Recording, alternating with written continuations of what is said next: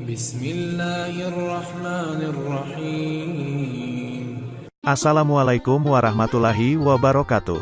Ummu Kulsum binti Uqbah merupakan saudara perempuan Utsman bin Affan dari pihak ibu, yang masuk Islam ketika masih di Mekah, dan merupakan wanita pertama yang hijrah ke Madinah dari kabilah Hatna Hudaibiyah. Ummu Kulsum binti Uqbah bin Mughith masuk Islam di Mekah, dan telah dibayat Rasulullah Shallallahu Alaihi Wasallam sebelum hijrah. Tetapi keislamannya diketahui oleh keluarganya. Saudara laki-lakinya yang bernama Walid dan Imarah, yang merupakan kedua anak Uqbah, memintanya untuk meninggalkan Islam. Ummu Kulsum kemudian pergi menuju Ummu Salamah, sehingga Nabi sendiri datang ke rumah Ummu Salamah untuk menjenguk Ummu Kulsum. Al-Kisah, ayahnya pernah diajak masuk Islam oleh Rasulullah Shallallahu Alaihi Wasallam dalam sebuah acara. Saat itu juga Uqbah bersedia masuk Islam. Hanya saja, salah seorang sahabatnya menghasut dia untuk keluar dari Islam, hingga ia berani menghina dan menyakiti Rasulullah Shallallahu Alaihi Wasallam. Atas kejahatannya, Allah membalas Uqbah dalam perang Badar, hingga akhirnya ia meninggal dunia. Tak sama dengan sang ayah, anak dari Uqbah, Ummu Kulsum mengimani Rasulullah Shallallahu Alaihi Wasallam. Di antara kalangan wanita Quraisy, tidak ada seorang pun yang memiliki keberanian seperti dirinya. Ia adalah wanita yang sangat pemberani, kuat, dan tegas. Walaupun kerap kali Ummu Kulsum mendapat tekanan dan siksaan dari keluarganya, karena memilih Islam. Ummu Kulsum memeluk Islam ketika berada di Mekah, namun merahasiakannya hingga Rasulullah Shallallahu Alaihi Wasallam hijrah ke Madinah. Ummu Kulsum berangkat ke Madinah setelah peristiwa perjanjian Hudaibiyah dengan berjalan kaki. Dalam perjalanan, ia sama sekali tak mengetahui rute perjalanan. Sampai ketika ada seorang laki-laki membuntutinya. Ummu Kulsum bertanya, laki-laki itu berasal dari Khaza'ah. Jawaban dari laki-laki tersebut membuatnya sedikit lega, karena Khaza'ah termasuk wilayah kekuasaan Rasulullah Shallallahu Alaihi Wasallam. Laki-laki tersebut membantu Ummu Kulsum dengan menaiki unta yang dibawa lelaki itu. Sepanjang perjalanan, keduanya tidak pernah berbicara hingga tiba di Madinah. Laki-laki itu sangat menjaga jarak dengan Ummu Kulsum. Sampai di Madinah, Ummu Kulsum bertemu dengan Ummu Salamah, salah seorang dari istri Rasulullah Shallallahu Alaihi Wasallam. Ummu Salamah mengabarkan kedatangan Ummu Kulsum kepada Rasulullah Shallallahu Alaihi Wasallam yang disambut baik. Dalam kesempatan tersebut, Ummu Kulsum meminta agar Rasulullah Shallallahu Alaihi Wasallam tidak mengembalikannya pada keluarganya di Mekah. Ia yakin keluarganya akan menyiksa dan menghalangi keinginannya memeluk Islam. Karena kejadian tersebut, maka turunlah wahyu Allah, surat Al-Mumtahanah ayat 10, yang artinya, "Hai, orang-orang yang beriman, apabila datang berhijrah kepadamu wanita yang beriman, maka hendaklah kami uji keimanan mereka." Kemudian Rasulullah Shallallahu Alaihi Wasallam menguji Ummu Kulsum dan wanita sesudahnya, "Tidaklah kalian keluar, kecuali karena cinta Allah dan Rasul-Nya serta Islam, bukan karena cinta suami dan harta." Apabila mereka mengatakan itu, maka mereka tidak dikembalikan ke keluarganya. Ummu Kulsum berhijrah karena cintanya kepada Allah dan Rasulullah Shallallahu Alaihi Wasallam. Ibnu Sa'ad pun berkata, dia adalah wanita yang pertama kali hijrah setelah Rasulullah Shallallahu Alaihi Wasallam hijrah ke Madinah. Tidak ada seorang pun wanita Quraisy yang lari dari kedua orang tuanya dalam keadaan Islam dan berhijrah kepada Allah dan Rasul-Nya, kecuali Ummu Kulsum. Dia keluar dari kota Mekah seorang diri.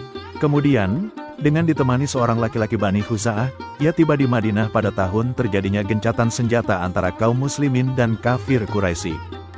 Dia dikejar oleh dua orang saudaranya. Kedua saudaranya itu tiba pada hari kedua setelah kedatangan Ummu Kulsum ke Madinah. Keduanya berkata, "Hai Muhammad, kami menuntut syarat, maka penuhilah syarat itu." Sampai akhirnya, Ummu Kulsum memilih tetap di Madinah bersama Rasulullah Shallallahu Alaihi Wasallam dan kaum muslimin lainnya. Ummu Kulsum telah meriwayatkan 10 hadis. Hadis darinya diriwayatkan kembali oleh Hamid bin Abdurrahman bin Auf, anaknya, serta tokoh lain yaitu Hamid bin Nafi. Salah satu hadis yang Ummu Kulsum riwayatkan, "Aku mendengar Rasulullah bersabda, tidaklah dianggap sebagai sebuah kedustaan apa yang ditunjukkan untuk mendamaikan pertikaian antar umat manusia. Apa yang dilakukan untuk tujuan tersebut merupakan tindakan sangat terpuji. Pernikahan yang penuh berkah." Di Madinah, Ummu Kulsum menjadi primadona baru. Ia juga diberlakukan dengan terhormat. Hingga suatu ketika 4 sahabat Rasulullah Shallallahu Alaihi Wasallam menaruh hati kepadanya. Sebuah pilihan sulit baginya. Ummu Kulsum pergi ke Utsman bin Affan yang juga salah seorang saudaranya dari jalur ibu. Ia hendak meminta pendapat Utsman perihal memilih di antara keempat sahabat tersebut. Tetapi kedatangannya tidak menghasilkan keputusan. Pasalnya Utsman juga bingung apabila dihadapkan pada pilihan di antara keempat sahabat tersebut. Akhirnya Ummu Kulsum pergi ke Rasulullah Shallallahu Alaihi Wasallam. Ia menceritakan perihal kebingungannya tersebut. Rasulullah Shallallahu Alaihi Wasallam menyarankan agar ia memilih Zaid bin Haritsah. Beberapa waktu kemudian keduanya menikah. Pernikahan Ummu Kulsum dan Zaid bin Haritsah tidak bertahan lama. Pernikahan ini dikaruniai 2 orang anak, namun keduanya meninggal. Setelah meninggalnya anak yang kedua, rumah tangga mereka retak. Kejadian ini membuatnya tampak bersedih. Desas-desus keretakan rumah tangga Ummu Kulsum dengan Zaid bin Haritsah menyebar. Zubair bin Awam yang kalah bersaing dengan Zaid memanfaatkan momen tersebut untuk mendekati kembali Ummu Kulsum. Setelah berakhirnya masa idah, Ummu Kulsum menerima lamaran Zubair bin Awam. Beberapa waktu kemudian, Ummu Kulsum merasa ada perubahan sikap dari Zubair bin Awam. Hingga ia tak tahan dan mengajukan gugatan cerai kepada Zubair bin Awam. Zubair sebenarnya masih ingin mempertahankan rumah tangganya, tetapi Ummu Kulsum terus mengajukan cerai, hingga akhirnya keduanya bercerai. Zubair bin Awam pernah mencoba rujuk dengan mantan istrinya tersebut, tetapi Ummu Kulsum menolaknya. Hati Ummu Kulsum tersakiti untuk yang kedua kalinya. Setelah kegagalan rumah tangga yang kedua, muncullah Abdurrahman bin Auf. Ia berencana melamar Ummu Kulsum.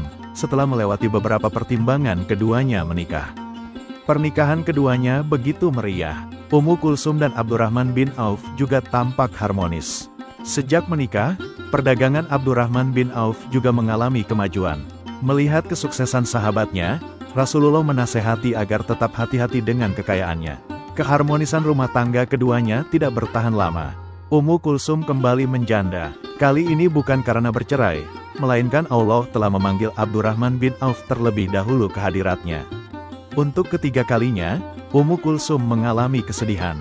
Kesedihan Ummu Kulsum mereda. Seorang telah menunggunya. Ia adalah Amr bin Aish. Amr bin Aish tampak sabar menunggu. Meski menjadi yang keempat, hal tersebut tak membuat Amr bin Aish sirna rasa cintanya kepada Ummu Kulsum.